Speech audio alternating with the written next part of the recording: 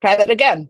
Welcome, everybody, and happy Tuesday. I am so excited that Carrie Friday from Brevard is here with us for our Topical Tuesday. She's going to be sharing her program, Dumb Debates.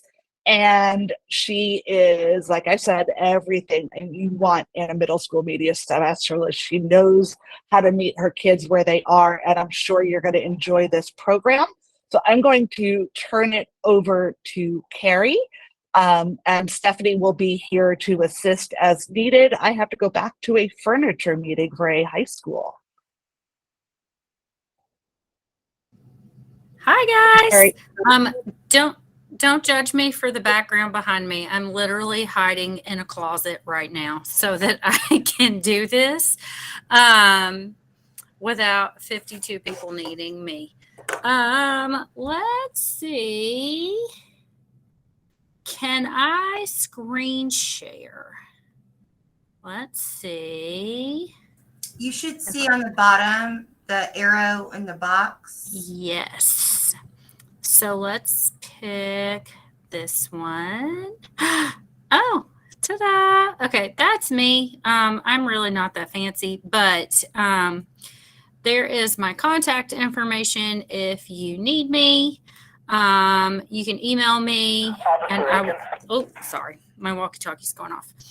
You can email me and I will answer that, or you can on Twitter and Instagram, you can follow me if you want to. I do post all my lessons that I do on there, and I have people send me messages on Twitter all the time, and I send them my stuff I like to share. On Instagram, you'll get all my activities, but you'll also get pictures of my kiddos and my family and us going to Disney World and new recipes that I tried. I like to pretend I have a fake cooking show. So that's me. So these are not really slides, but they are. This is what I used at FAME. And this link, it just takes you to... Let's see if I can switch my tabs. If you can see this tab. And if you just heard the Star Wars music playing in the background, that is our tardy bell.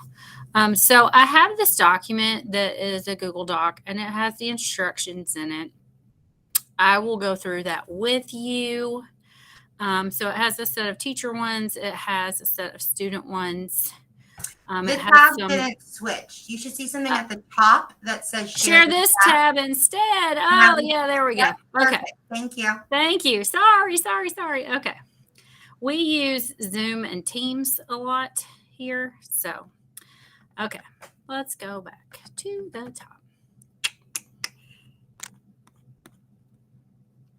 See if I can get it back up at the top. Okay, so this is just a Google Doc that I will send you guys if you want it, that has the teacher directions, and then the next page has the student directions. And then it has some possible topics and some ways that your kiddos can, have a product where they are evaluating each other. Okay, I'm going to stop sharing and go back to this. Okay, so I've done this with classes. I've done it with adults at FAME, which was really fun. I also went and taught my daughters. My oldest daughter is in high school, and I went and did this with her speech and debate class, and they loved it. They thought it was awesome. And so it works with a lot of audiences. I've heard from people that they've done it with their upper elementary kids. They've kind of scaffolded a little bit to do it with their littles. They would need some more support, but the basic concept, this is my magic bucket, and it has random topics in it. Now you could put topics that are specific to whatever you're covering at the time. So you could, let's say that your kids all just finished reading City Spies. You could put stuff about, we're about to have Ponte come here right after spring break. So City Spies is like the top of my brain. So you could put topics in there that are all, the different characters and the different cities and you could have the kids debate that. I tell teachers here, if you are teaching social studies, you could put your content words in there and you could put the different people and the different wars and whatever and have kids pull that out. My favorite way to do it would be to have random topics in there plus your content topics. So you might have a student who pulls out macaroni and cheese, and then you have another student that is debating the Peloponnesian War, right? So like they have to know their stuff to prove that that is better than mac and cheese. It'd be a hard sell on that one. But I did watch a student one time. She won and she had communism and she beat the other kid had the smiley face French fries that come in the cafeteria. And she won, and I could not believe it. I was baffled, but she did a really great job. She knew her topic. So the idea is that you would have, and it works a lot better when you can have people to demonstrate it, but I don't have kids right now because they're out and about, but you can just go with me and hopefully it will work well. And if not, if you don't understand, let me know. And the next time I'm doing it, I'll just let you sneak zoom in and you can watch what's happening. Your document is a Google Doc that yes. we have a chat box if you want to share viewing rights so they can view the topics and look at it as you're discussing it. Okay. Let's see if I am fancy enough that I can do that. If you just go to the I know how share button. Yeah. I know how to share the docs. All right. So here we go. Now let's go back to this. And in our chat box, let's see, where's the chat? Chat. Send a message. It's a blue box. Yeah. Let's see if that works. Yeah. And then that way they can look at it as you're just talking about it. So it might be okay. I don't actually print that and give it to the kids. I did send that to my daughter's teacher and I printed it for them because, I was going into a high school. I wanted to look like I had my life together. But I don't ever give that to my students because I explain it and they know what to do. So you would have two students come up and they would draw out a topic out of a bucket, a box, a container, a hat, whatever you have. I have students put the topics in. So I give them some direction about what kind of topics that they could pick. I take index cards and cut them into little pieces and pass them out. And then they bring it to me. I look at it first and it either gets folded and goes in the bucket or it goes in the garbage can. Because we're not putting inappropriate things in our bucket. Welcome to the land of middle school. And so I preview them first. But I have a bucket that has really good topics that I have kids that come in the library in the morning before school and they'll just ask me if they can start going through the topics and getting rid of the old ones and putting new ones in. And they don't have anything better to do with their lives. So I let them. And then, I make sure that they tell me what they're putting in there. And so we do that. Or sometimes if I have to bring my own children here with me for something, my oldest one will put topics in the bucket just for funsies. So I don't even do this anymore with classes. I just say, here's the bucket. Let's do it. Our students like this so much that we actually had a school-wide one where kids paid money to stay after school and do dumb debates with each other, which I thought was ridiculous, but they were super here for it. And it was fun. So we stayed after on a Friday afternoon and these kids came and they debated each other in the library. And then I had to make them leave and go home 2 hours later. So the kids really like it. Okay. So you have your bucket of topics. Each student, you pick two kids, they come up. If you have a student in your group that's real bossy, has excellent leadership skills, sometimes I like to let them be the moderator.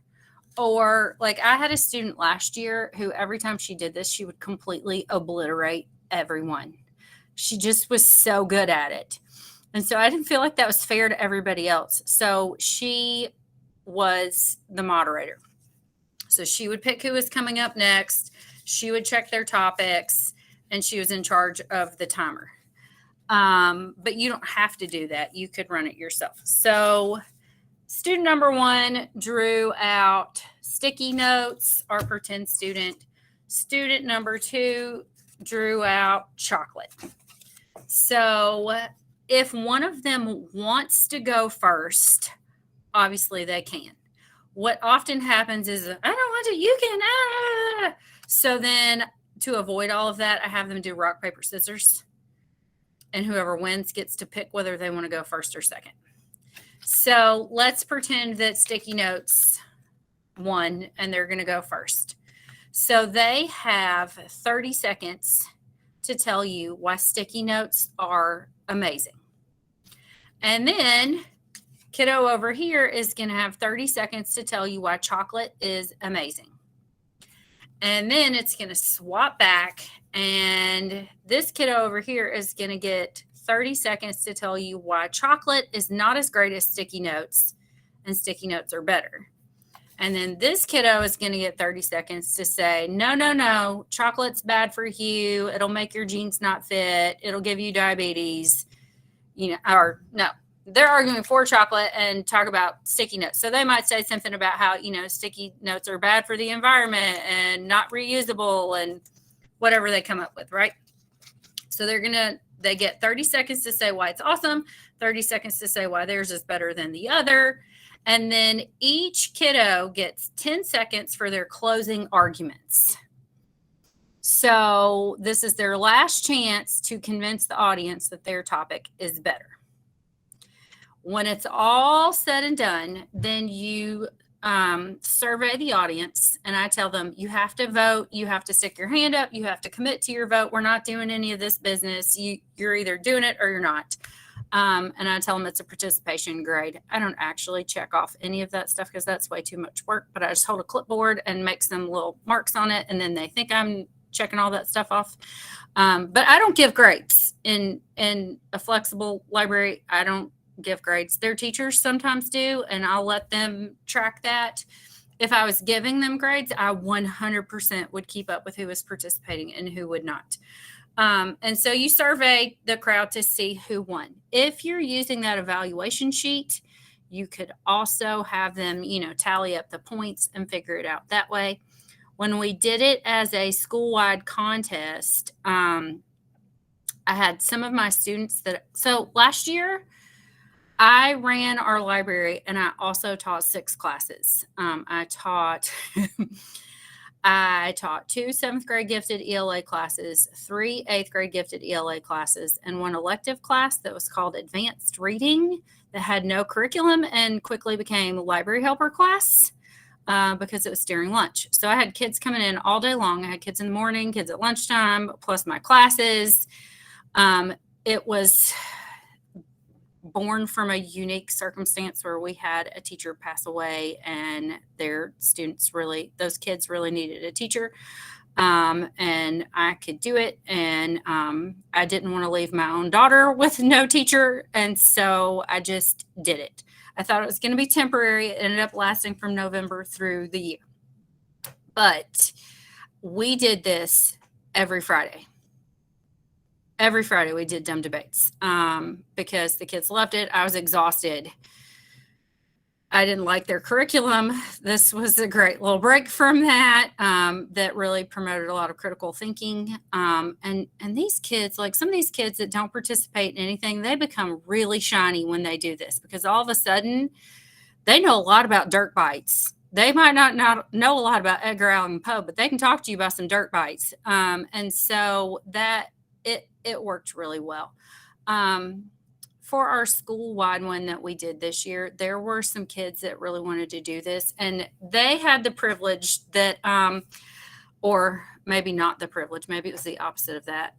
They had me for their English class. They had me for that elective class, and I was their librarian last year. So they were really well versed and really well practiced in this. And I didn't think it was very fair that they got to compete against everybody else and they had so much experience in it. So I made them a panel of judges, and they did not pay to enter. They came and helped me set up, and then they were the judges. So they had the score sheets. And so they tallied up points based on that. I adjusted it a little bit for them. And then based on the numbers, they would do the math, and then they would say, we would survey the audience and see, like, who do you think won? And then we'd say, okay, well, what do the numbers say? And then those kids would take, their score sheets and say, oh, it was really this kid, or a lot of times it lined up pretty well, but it was a good way for their math skills to get practiced. And then that way it was, a panel of kids that were judging and not a panel of adults, because that feels scary. And so they did it that way. When I went and did this with my daughter's class, it was 9th, 10th, 11th, and 12th graders all mixed into one class. And they used my bucket the first time we did it, of topics, and these kids, like, they blew me away with the kind of stuff that they could use for their debates. And they did a really great job. Since then, the teacher has had them, they all submitted their own topics. And then they go in the bucket, and they do this in their class every Friday, as part of their speech and debate class, because she didn't really have a curriculum to follow for that course. And so they do this in there, and she's made some slight adjustments to it for how long that they have, how much rebuttal time they have, their closing arguments. And she shifted some so that she gives them some articles that they have to use some text evidence just for memory. It doesn't have to be, exact. But these kids are, they're older kids. And so they know what's expected of them ahead of time. And so they will pull that out. Or 1 week, my daughter told me that she had them, they submitted one topic, and they had to have background information on it that they turned as part of their grade. And so they debated their topic against somebody else. So, like, one girl picked Barbie, and so she had all this historical, information about Barbie where she had done research on it. And so she had that, and she could use her little, like, they can make a little flashcard to give themselves some reminders. And she extended their time for their debate time to do that. And so I thought that was a really cool way to take something that's just a simple activity and kind of broaden it and push those kids a little bit more. It is an excellent thing to have in your back pocket for the day when the internet goes out across the district. I don't know if that happens where you guys are, but, like, we'll just roll up in here one day and all of a sudden, like, there is no internet because somebody cut a cable somewhere, and it, it's all day before it comes back. And so anytime the internet goes out, this is what I do. I just pull out my bucket and I'm like, you guys, guess what we're going to do today? The internet doesn't work. We're doing this instead. It's more fun. And so the kids, like, they know this now. They know what that bucket means, and they see it out, and they'll come in. Are we doing dumb debates today? I'm like, I don't know. Are we? Like, I heard the internet's out. I know what we're doing. So that's really fun. We've had some teachers that have tried it. Our culinary teacher does it, and he puts culinary terminology in it, and they debate back and forth. And that's really fun. There's a lot of different things that you can do with it, but I like to keep it just for if we accidentally run out of time because I went too fast in my lesson. And then I secret code it as our extension activity of critical thinking. Or or when the internet goes out. That's what I use it for, because you don't need anything to do it. So that's all I've got. If you guys have questions, I'm happy to Thank you so answer much, them. Carrie. Our internet here in Palm Beach County never goes out. Just joking. Going out more than normal. So this is fantastic as a sort of resource and lesson to have that does not require anything digital. Sorry. One more thing. It's also really great to use on those days where the kids on testing days where the kids have been testing a lot. Like you only have these classes or these kids for this amount of time, and you don't want to get everybody thrown off and their brains are kind of mush. This absolutely feels fun, even though they do have to think to do it. Absolutely. All right. So before we wrap up today, is there any questions for Carrie that now that we have her here, she can answer any questions for you?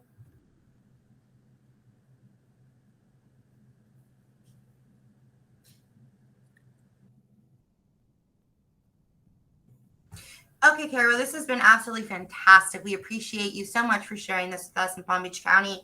And I cannot wait because I'm sure our media specialists will definitely do this and hopefully they can record it and share it with others as well. Carrie did provide her contact information. If you need to contact her, please email her. When we send you back the recording, the information will be there as well if you didn't get a chance to write it down. So don't forget, it's kind of sort of the end of the year, but we hope that you all have already decided to join Emma, our Palm Beach County Educational Media Association. If not, you can click the link. And then there's still some time left to join, especially if you want that little discount for the celebration that we are having. Do not forget, save the dates. You should have gotten an email today sort of reserving your spot for April 13th, but formal invitations are on their way. It is from 5 to 7 at the airport at Hilton. And trust me, I'm not on the board, but I know that they've been working very hard for some surprises and getting things together for the celebration. And do not forget, please invite your media clerks. We invited all the ladies here on our side. So we really hope that we can see everybody at this fantastic event. Do not forget, especially if you do these STEM debates, to tag us on Twitter and tag us, show us what you're doing. Carrie, I don't know if you have your chat open, but you're getting a shout out in the chat that they saw you at Fame. Keep doing amazing things and letting us hear about it, especially tagging upper leadership, showing everything that you are doing inside your schools. It does make a difference. We have a few more Topical Tuesdays for the year. Do not forget that if you are someone who needs points, don't forget to register in the course so that you can earn your points and fly for all these sessions. And then at the end, there'll be a cumulative sort of activity follow-up for the document to earn all your points at one time. Our next session is a special session on March 28th. This is with the Epson Poster Maker Rep. So if you are one that got the poster maker this year for $84.30, please attend so you can get all your questions answered. Or if you are thinking about getting the Epson poster maker and you want to hear more about it and hear sort of the different software and technology for it, please feel free to join us for that. And then April 4th is going to be where we start sort of thinking about in the spring about inventory, our collection development, and wrapping up for the school year. So Sherry, our Follett rep, is going to come back and discuss what Follett and Tidal Wave can do and help you sort of analyze your collection and for you to start thinking and making ideas and getting goals together for your improvements or areas that may be slacking and you need more of. So please join us on April 4th. And then we're going to have a special one. We switched the date. April 11th is going to be inventory help for anybody that needs assistance or an overview with inventory. And then our last one in April is going to be April 18th. And that is Lisa going over how to write a collection development plan. She used a brand new tool to create this presentation. She's very excited about it. So we really hope that you all can join us then as well. And then we'll have one more in May, and that will wrap up our Topical Tuesday sessions for the rest of the school year. So with that, we thank you so much for coming today, and reach out if you have any more questions. Lisa will send you a copy of this presentation as well as resources and anything else that we might get from Carrie. All right, everybody have a great day. I will stay on for an extra few minutes so that we can answer any questions. But other than that, have a great day. Thank you for everything that you guys do day in and day out.